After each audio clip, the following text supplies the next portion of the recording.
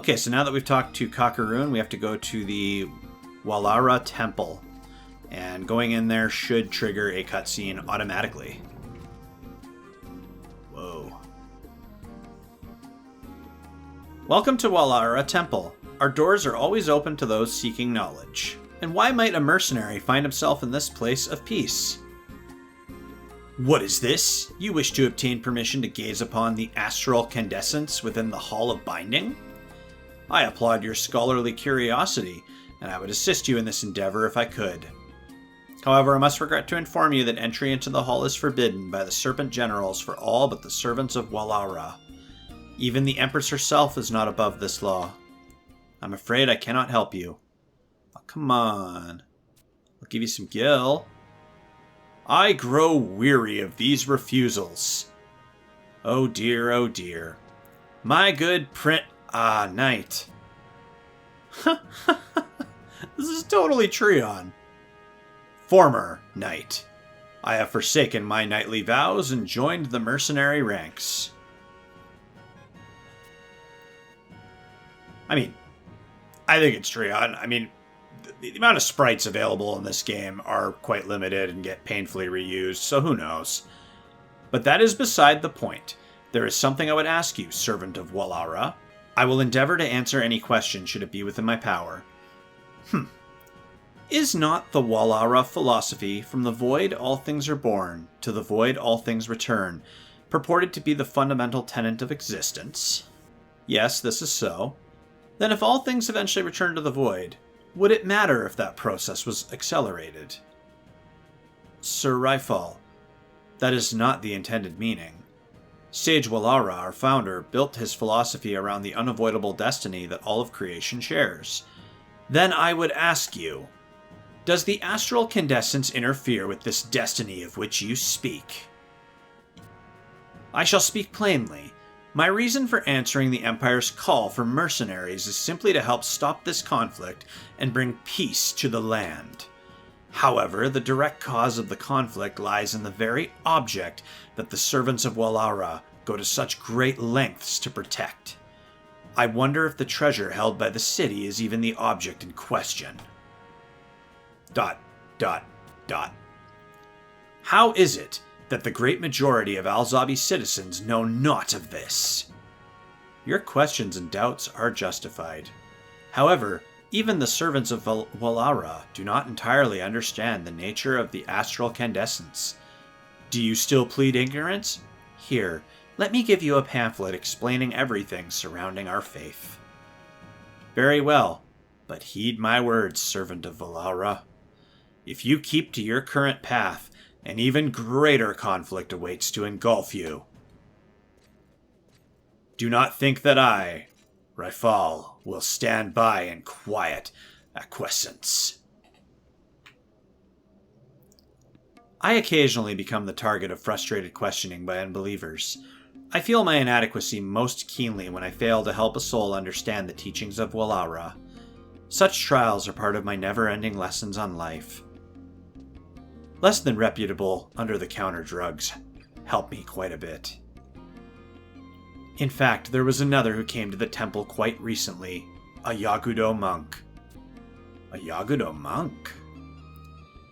He was possessed of a much gentler mien than the Golden Knight, but his questions were much the same. No matter their agenda, the servants of this temple are always ready to welcome those who expressed an interest in the teachings of Walahra. Sage Walahra once said, I alone do not possess all the answers. Let us ponder the mysteries of the universe together. Shared knowledge is the shortest path to enlightenment. You have come all the way to the capital of a distant nation. Perhaps you should take the opportunity to share your thoughts with others. I am certain you will find the practice beneficial. I seem to recall talk of the Shararat Tea House becoming a popular gathering for visitors to Alzabi. Why not start your path to enlightenment there? Here's some pamphlets to hand out. Offering them cookies is also beneficial sometimes too. So now we're going to the Shararat Tea House, and walking in there should trigger a cutscene just like the last one did. Here we go. I am Mrpierso. I have pamphlets, but I did not bring cookies. Praise Walahra. I do not understand.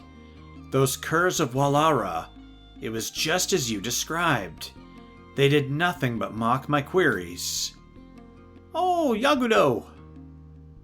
That's cool. What am I to do, Gesho? Sir Raifal, I have acquired some information.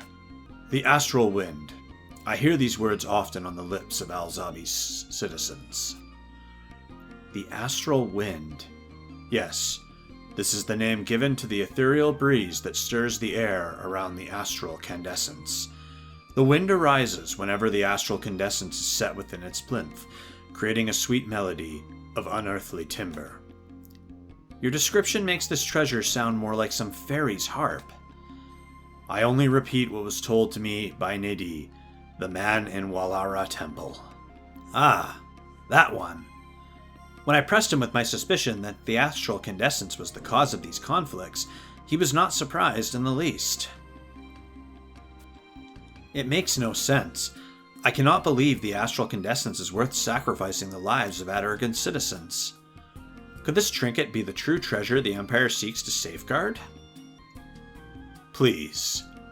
With our current meager information, we have nothing more than meaningless conjecture. We must delve further into this mystery. This Yagudo is really well spoken. I beg your leave.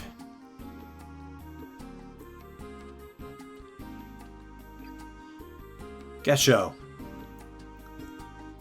I would stay away from Salahim's sentinels. That lady's kind of a bitch.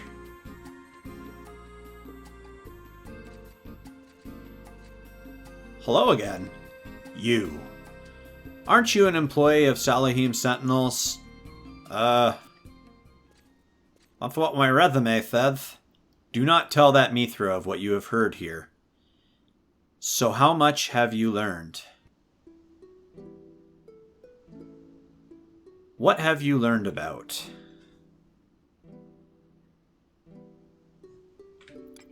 Salahim Sentinels? Oh ho, so I'm not the only one who has realized.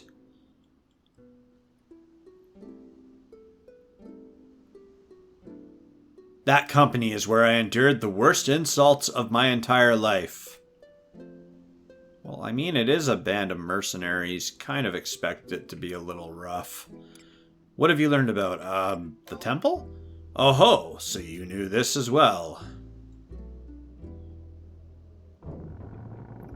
Just a giant bitch session. The sphere that floats in the center of the temple is called the Gordeus. In ancient past, when this Gordeus was unraveled by the sage Walahra, it is said that he came to understand the fundamental principle of existence. The Empire. Oh ho, so you knew this as well.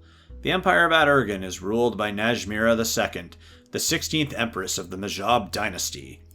There are actually two capitals to help govern this immense nation, one in the east and one in the west. As you have probably guessed, this western capital is Alzabi, also known as the Imperial Capital. Raifal's secret. What is this? My secret? Explain yourself. I am nothing more than a mercenary who has left the life of a temple knight behind him. Yeah. Sup, Trion? I, Raifal, could never be that proud and dignified. Bruh, don't lie to me. We did trust together. I summon you quite frequently. Prince Haver? Good thing we've been paying attention. Foolishness! I, Trion, could never be compared to that. You weren't even listening.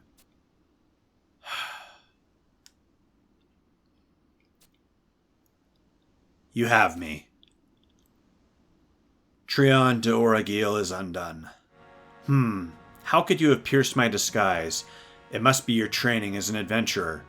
Literally the only thing that made me doubt that you were Trion is that a lot of sprites get recycled. This goes beyond all patience. But now that you know my true identity, you shall pay the price for mocking the prince. I have a task for you. Deliver this letter to Monalair Haver in Chateau d'Oragil. Tell him it comes from the famous sage Raifal. The future of Aht Urghan, as well as the 4 nations of Altana, depends on the safe delivery of this letter. You and no other will be personally responsible for its arrival. Fail in this, and you shall never set foot on my nation's soil again. Well, glad we got that sorted out. Let's head to Sandoria and hand this letter in. I think we're on the start of another mission. Yeah, we're on Confessions of Royalty. I'm kind of surprised to see a Sandorian prince doing infiltration work here. You'd figure they would have sent, like, just one of their knights or something, but I guess whatever has got Trion worried is important enough to him that he wanted to come do it himself. So let's head over to the Home Point Crystal, and we will head over to Northern Sandoria.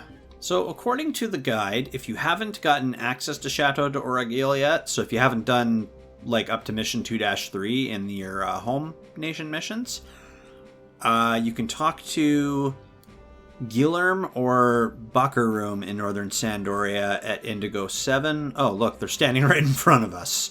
So you can talk to them instead. But we already have access, so we're just going to go right in and talk to Haver. And it looks like that's really all we have to do for this mission. Some of these are literally over in just a conversation. Okay, let's hope Haver's in a good mood today, because as history has suggested, he can be a bit of a dick sometimes. Mr. Mrpierso, as you are likely aware, all matters concerning the royal family pass through me. Yep, I know. I got a letter for you. Please don't berate the messenger. What have we here? A letter, with writing so terrible I cannot even read that I am the intended recipient. This carrion worm scrawl, I have seen its like before. The person who entrusted you with this message, the Lord of Illegibility as I would call him, I am certain. This letter is from the heir to the throne of Sandoria, the Prince Royal, Trion d'Oragil. I am mistaken, you say? No, it's just some guy I met in the East. This letter was written by one Sage Raifal? But this chocobo scratch could only be the work of Prince Trion. I don't know, man. I'm just the messenger. I shall prove it to you. I have long attended to the prince and encountered many opportunities to decipher his unique style of writing. A moment, if you will.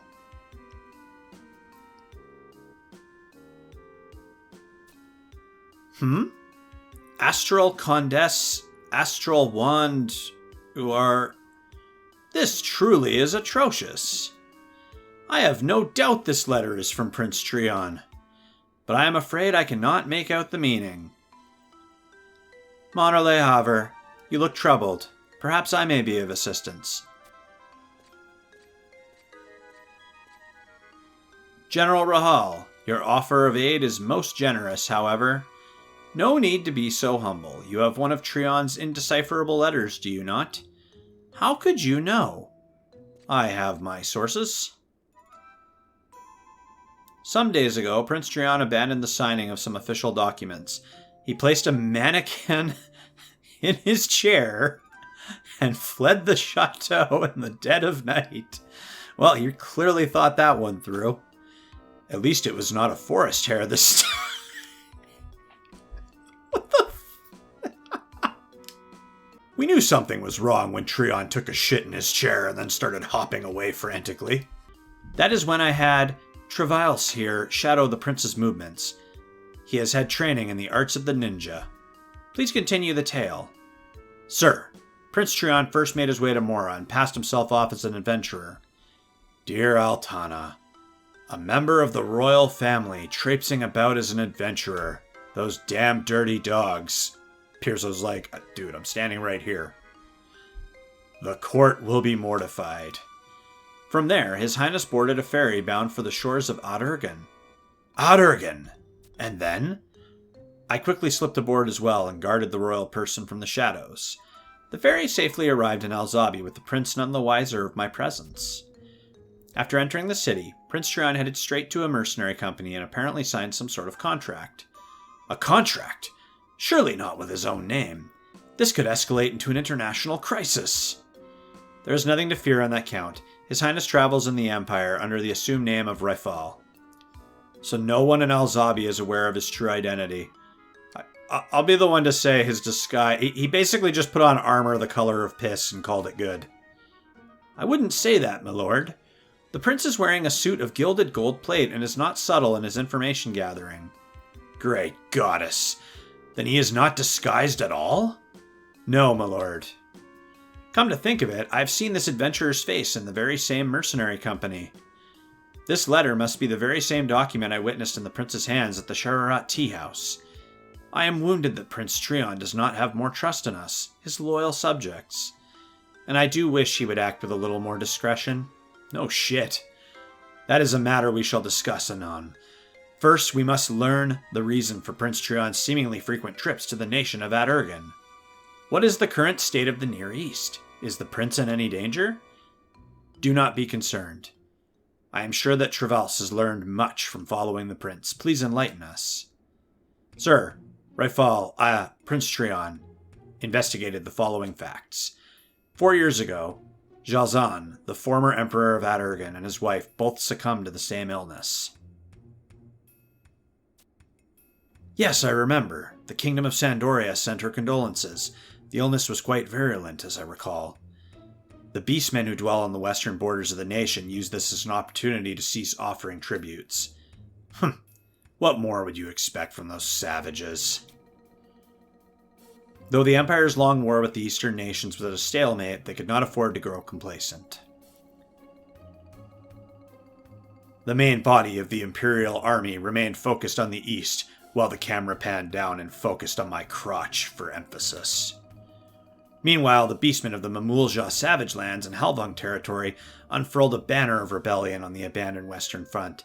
It was not long before they were joined by an army known as the Undead Swarm. The military might of Sandoria is fully occupied with the Orcish horde alone. If it were 3 separate armies, even a mighty nation like Aht Urghan must flounder. Of a certain, sir. The capital itself has recently been the target of beastmen invasions. Aht Urghan now finds herself without the resources to even repair the walls of Al-Zabi. Trion was saying that they don't seem to have that sizable of an army. That would explain why they're so desperate to hire mercenaries. No matter how impressive a swordsman Prince Trion is, we cannot allow him to remain in such a dangerous place. I must take this matter up with those responsible for protecting the royal household. Bring me General Kurilla.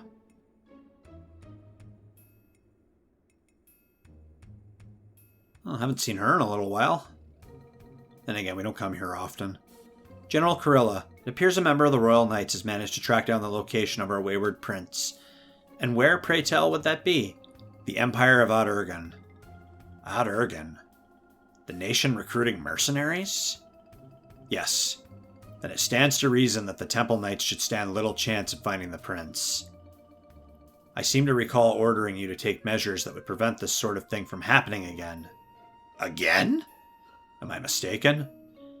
No, Monarle Haver. I have been derelict in my duty. It is good that you recognize your failings, but you shall be made to take responsibility for this situation. Yes, my lord. Forgive my directness, Monarle Haver, but I feel I must ask, why would Prince Trion travel to such a distant land? Does he feel so strongly about the Empire? Prince Trion visited Al-Zabi once before when the Emperor was yet hale and healthy. The incident that occurred is most likely connected to all this. However, now is not the time to be telling tales of the past. The matter has grown beyond the realm of our judgment. We must bring this letter to Prince Puge immediately. Prince Puge, what is all this commotion? This will be interesting. Prince Puge and Prince Trion don't get along at all. How like Trion to rush off without so much as a word. He has earned a reputation for action before thought. Your Highness, this is the letter we believe to have been penned by your brother. Trevals may have provided enough keys to unlock this rambling script. This may require some time. There is no need to convene a meeting of linguists, however. Let me see this letter. I mean, they are brothers. Maybe he can read it. This time, my brother's actions may have a positive side. He writes on the current state of the Empire. We must turn our attention to the Near East, where a battle on the scale of the Crystal War is brewing. What on Vanadiel is happening over there? There is an overwhelming reason for the Beastmen attacks on Al-Zabi. I will read to you what my brother has written, word for word. At the center of this conflict is a treasure known as the Astral Candescence. The object emits an enchanting melody, unheard by mortal ears. The melody envelopes and fills those nearby with a boundless energy, be they person or beastmen. The citizens of Al-Zabi call this melody the Astral Wind. I believe I have come to understand Prince Trion's apprehensions. You are not alone in that feeling. Then we are in agreement. However, have messengers sent to the other nations immediately. We must convene an emergency meeting of the nations. Understood, Your Highness. And the location? The location. Send a request to Juno to secure a meeting room in the Grand Duke Palace. At once. Prince Puge, what shall be done about Prince Trion's frequent excursions outside of the kingdom? I do not wish to be rude, but we are well aware of how the prince reacts to attempts to dissuade him from his course. That is true. Having the heir to the throne playing at being a mercenary will not improve Sandoria's image in the eyes of the world. But the solution is simple. I shall write my brother a letter. A letter, Your Highness? Yes, I have an idea. But I shall need a volunteer to deliver it safely to Al-Zabi. I shall suggest Travalse. He is well versed in the geography of the region. Excellent. Let it be done. I will not fail you, Your Highness. Here I thought they were going to get me to do it, because that's usually how it goes. Your Highness, this is Mrpierso. He brought Prince Trion's letter back from the Near East. Is that so? I do not approve of my brother's rash actions, but he does have an eye for trustworthy messengers. Mrpierso, I am sure you are exhausted from your long journey, but your presence will be required at the meeting in Juno. We may have need of your testimony. Mrpierso, arrangements for the meeting will be made in all haste. Make your way to Juno as soon as your preparations are complete. Yeah, I'm one teleport away. I never thought the situation to be this grave. This is cool how they're setting all this up. I dig it. Okay, so that is basically the end of that mission. And that puts us on to Easterly Winds. You know, I've said it before, and I'll say it again. I think the camping is one of my favorite parts of being an adventurer. Roaring fire, under a blanket of stars. Almost makes me forget that meeting in Juno tomorrow.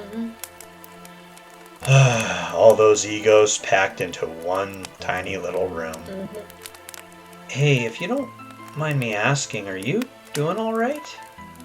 You just look like you're a million miles away. Paige, is everything okay? Yeah, it's nothing. I just need to go for a little walk, clear my head. If there's anything you got on your mind that you want to talk... I'm fine! Yeesh, bite my head off, why don't you? What was that all about? Well, I guess we've been up to a lot lately, a lot going on. I guess we're all dealing with it a little differently. Just give her space, I guess.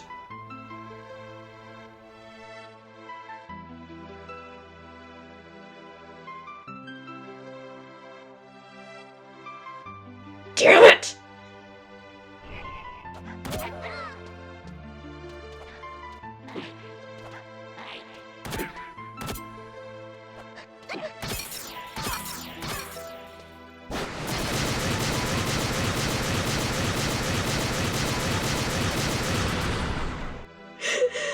Claudeux, please. I can barely stand, please.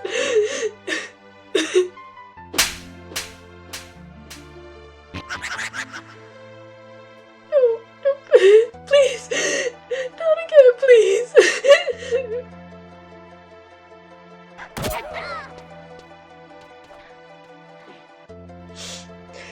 can't. I won't go back.